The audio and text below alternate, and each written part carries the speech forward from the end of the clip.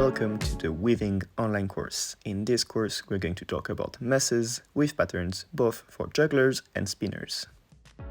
In this course, I will present the 8 messes and their spun hand path, as well as what's a flipped mess or a flipped weave, how to tell a Flo's mess and a mill's mess apart, what's a time reverse pattern, and finally, what is the sub mess.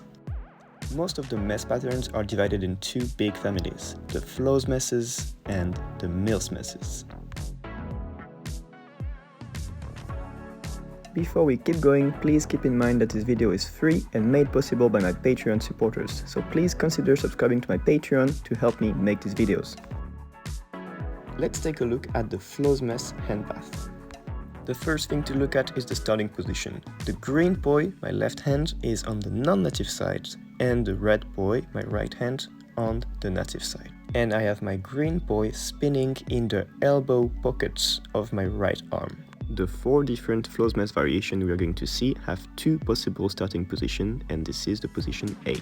We are spinning forward, and from there each poi is going to do a 3-bit motion, 1 bit on the non-native side and 2 bits on their native side. The 1 bit on the non-native side is always being placed in the elbow pocket of the other arm. Now we are doing a version of the Flo's mess hand path that is comfortable for spinning. If we want to respect the hand path properly, we need to stretch the spin back and forth to have more of a crossed arm position on each side. Doing so, we get closer to the actual hand path of the Flo's mess. With 3 poi, we now have each object assigned to one of the 3 bits of the pattern. In this video, I will only give a simplified overview of each of the 3 object patterns. If you want a full tutorial, it will be available soon on my Patreon page for only $10.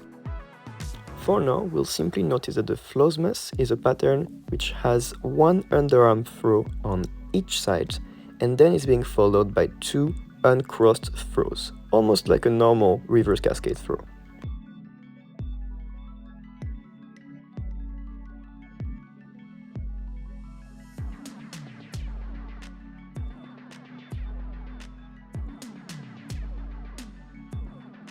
Next pattern on the list, let's see the flipped Flo's mess. Here we're going to have our starting position switching the positions of the poi, which means that now the poi on its native side will be spinning in the pocket of the poi on the non-native side. This is the starting position B.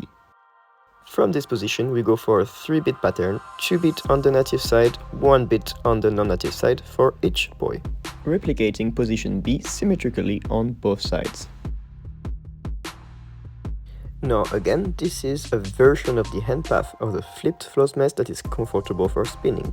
To get more accurate, we need to stretch the spins. And here on that one pattern, it is actually way more technical to do this spun hand path with stretch spin. And this is how the flipped Flo's mess with 3 objects looks like. We now have an over the arm throw instead of an under the arm throw. But I think the best way to see it is actually to see it as 1 under the arm catch on each side. We will go more in depth about what makes a flipped pattern later in this video.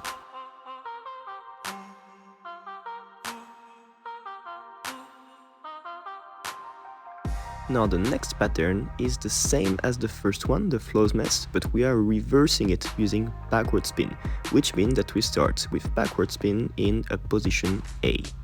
2 bits on the native side and then 1 bit in the pockets of the other arm on the non-native side. This is the time reverse Flo's mess hand path. And again, we can stretch the spins to get a more accurate hand path closer to the 3 objects pattern. Using this pathway with 3 poi, we get the time reverse Flo's mess.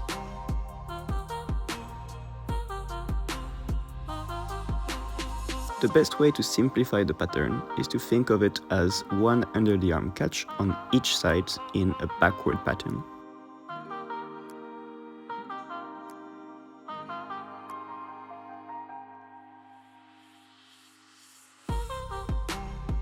Now for the 4th variation of Flo's mess, we are going to take the flipped Flo's mess, the 2nd variation, and reverse it as well with backward spins, which means that we start from a position B and then use the 3-bit motion.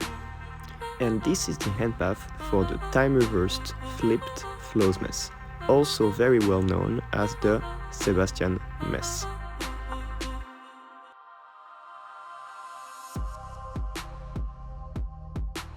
The best way to think of the pattern is to think of it as one underarm throw on each side in a backward pattern. We will go more in depth about what makes a backward pattern or a time reversed pattern later in this video.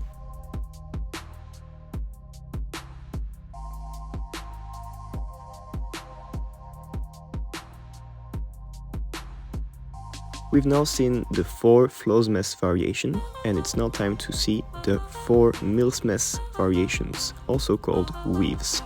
Starting up with the hand path for the Mill's mess using the forward 3-beat weave. If you are not familiar with the 3-beat weave pattern, you can check out my tutorial on my Patreon. The very interesting thing about the weave is that the spinning version applies directly and perfectly to the Mill's mess hand path without having to stretch the spins.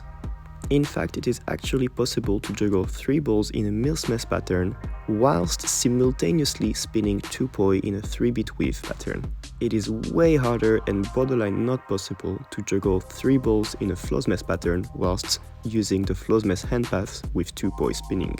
Now, the best way to see the Mill's mess pattern with 3 objects is to think of it as one underarm throw followed by an underarm catch on each side, which means that the arm is going to cross to do 2 actions under the arm.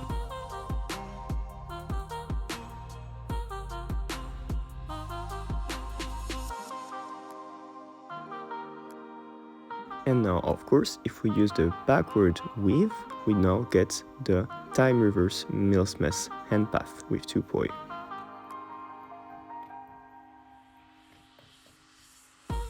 And exactly like the forward weave, the backward weave applies directly and perfectly to the hand path of the backward Mill's mess or time reversed Mill's mess.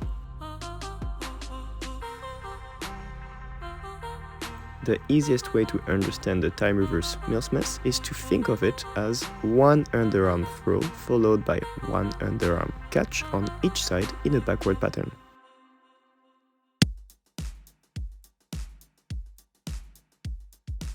And now let's check out the flipped weave, starting with the backward one, just out of community because this one is easier to understand and try. As you can see, the flipped weave is way more technical than any of the other hand paths we saw.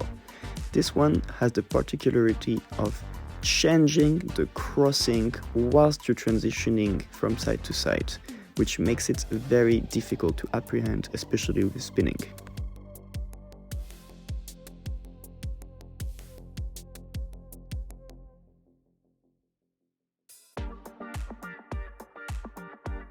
Let's try to break down this pattern.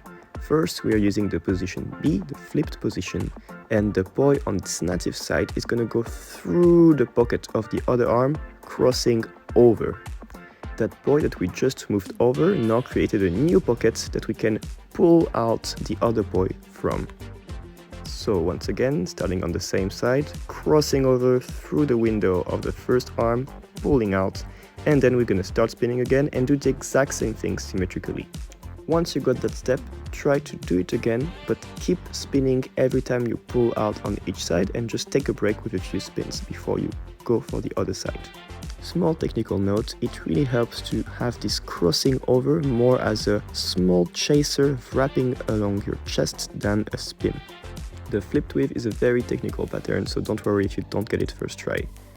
And of course, here is the 3-object equivalent of the flipped weave, which is also very, very difficult, probably one of the hardest messes to try out. We are using the backward flipped weave as the hand path, so this is the time reversed flipped Mill's mess. The best way to understand it is to think of it as a time reversed Flo's mess, but at the point of catching under the arm, you will hold on to that catch and re-throw it under the same arm.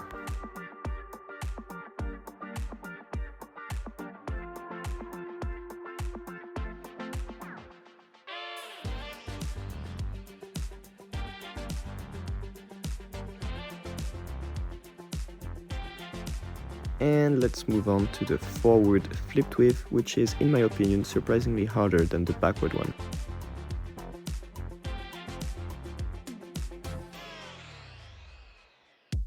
The backward spinning hand path is extremely technical, but the forward one is even more. Let's try to break it down nonetheless. Going from a position B, again the flipped position, we're going to go through the pocket of the other arm, but now under. And now from this crossed arm position, the arm over, which is a green boy right now, is going to pull out through the pocket of the arm under. You should land directly in position B on the other side. You can then repeat the same process symmetrically to the other side.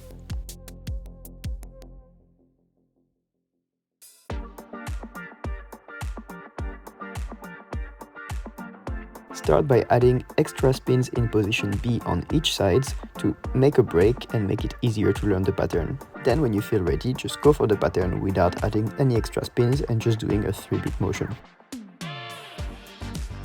And this is how the hand path of the flipped weave looks like with 3 objects, called the flipped mill's mess.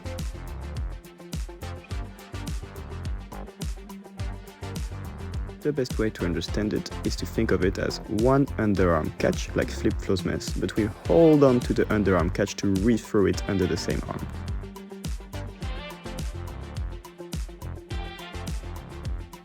Before we go on with this video, reminder that you can subscribe to my Patreon now by following the link in the caption or in the bio and get access to more than 100 of tutorials like this one. Great, now that we are familiar with the 2 mess families, the Flo's messes and the mill's messes, I would like to take the time to go over what is a flipped pattern. And to do that, I will take the example of the windmill, which is half of a Flo's mess. The standard windmill pattern has one arm throwing under and one arm catching over, and this is always the case. If the hand that was crossing over now goes under, I get the flipped windmill, which gives us a windmill where we are catching under all the time with one hand and crossing to throw over all the time with the other hand. This concept of flipping the pattern works for any patterns that involve having your arms crossed at some point in the pattern.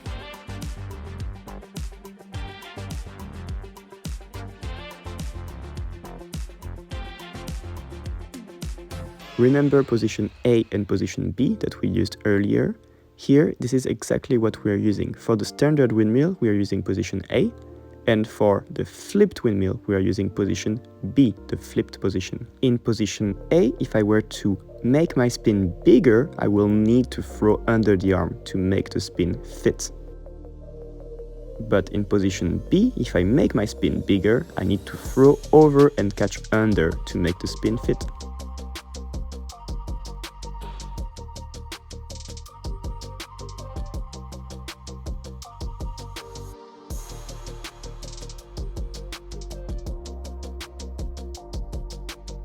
With 3 objects, it is a bit more subtle, but if you pay attention, you can still find the position A and B in the planes of the object and the movement of the arms. Now let's check out the mill's mess pattern. On the mill's mess pattern, I have one ball, here the blue ball, that I'm always catching over. If I suddenly decide to catch that same ball under, I get a flipped mill's mess.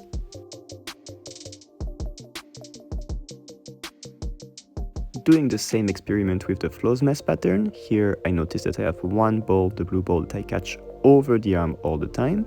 If I start catching that blue ball under the arm instead, I will now get a flipped Flo's mess.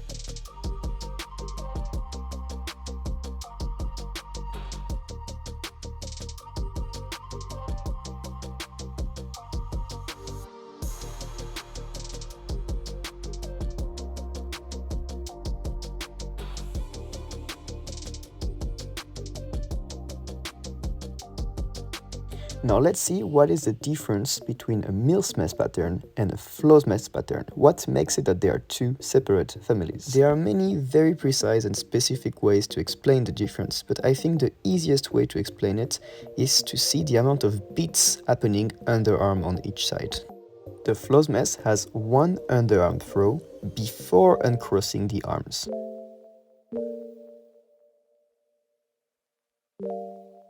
And the flipped Flo's mess will have one underarm catch before uncrossing the arms. Therefore, we can see that Flo's mess pattern always have one beat underarm before uncrossing, either a catch or a throw. Now let's look at the Mills mess, and we can notice that under the arm, before uncrossing, there are two actions, a throw and a catch. The one misleading thing is the flipped Mills mess, where the throw and catch will happen over the arm and not under. But overall, all the Mills mess patterns have two beats happening before the arms uncrossing, a throw and a catch. Conclusion: Flo's messes contain one beat with arms crossed, and Mills messes two beats with arms crossed. And now let's see what makes a time reverse pattern. The most simple way to explain it is just to say that you will take a pattern, make a video of it, put the video on rewind, and then you will do the exact same thing that the rewinded video is showing you. For example, here with the Mills mess, if I rewind it, I get the time reverse Mills mess. But let's talk about what's exactly happening when I reverse a mess. Most messes are based on outside throws. So for example, half of a Mills mess is a crossed arm reverse cascade, which means that every throws are going from the outside of the pattern and being caught at the center of the pattern. And this is what the Mills mess is based off. Now, what if I do the exact same base, but now using inside throws instead of outside throws? I will get a time-reversed Mills mess. This is the most common way that people will teach time-reversed Mills mess and the concept of time-reversed in general. But for me at first, when I heard that, it didn't click at all. What made me understand it way better is using bent planes. When you juggle a mess pattern, here the Mills mess, you are most likely using a front flat plane. But you can take that flat line and bend it in two lines as a V in front of you, which creates the exact same pattern but now bent on both sides. Bending the plane is simply a matter of now throwing forward instead of throwing from side to side. And here what makes the concept of time reversing so much easier now with the bent planes is that the regular Mills mess will always go forward, because outside throws go forward, and the time reverse Mills mess with bent plane will go backward because inside throws go backward. Doing time reverse Mills mess on a front plane is very hard because you have to make sure you're always throwing with inside throws. But now that you have bent planes, you really just need to make sure that you're throwing backward all the time and the inside throws will come naturally.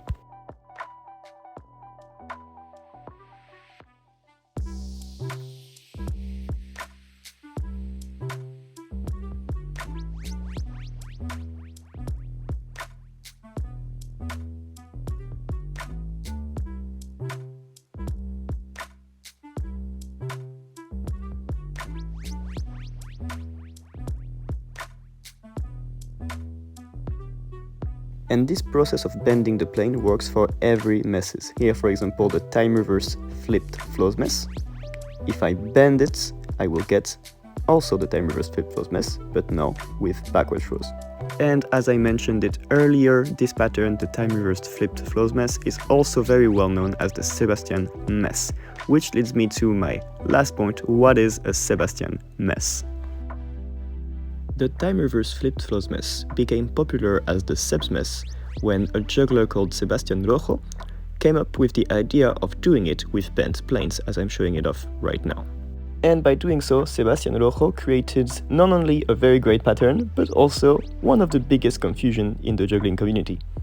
Out of the 8 messes, the time reverse flipped Flo's mess is the easiest one to learn with bent planes with poi and clubs, which is why it got very popular. But then the confusion started when some people started saying Seb mess for any mess pattern that you do in a bent plane, which, as I've explained in the video, you can do any mess pattern in a bent plane, Mills mess included. And the thing that added even more to the confusion is that the easiest forward mess to practice in bent planes with poi or clubs is the Mills mess. So many people started using Mills mess forward with bent planes as the forward Seb mess, without taking the time to analyze that actually the forward equivalent of the Seb mess would be the flipped Flo's mess, since Seb mess is time reverse flipped Flo's mess. So to conclude that point, the set mess is really just another way to call the time-reversed flipped flows mess when you do it with bent planes. And the forward equivalent of the set mess is the flipped flows mess and not the mills mess. Thank you so much for watching. This is the end of this video, made possible by my Patreon supporters. So please make sure to go and subscribe if you also want to participate and make my work possible.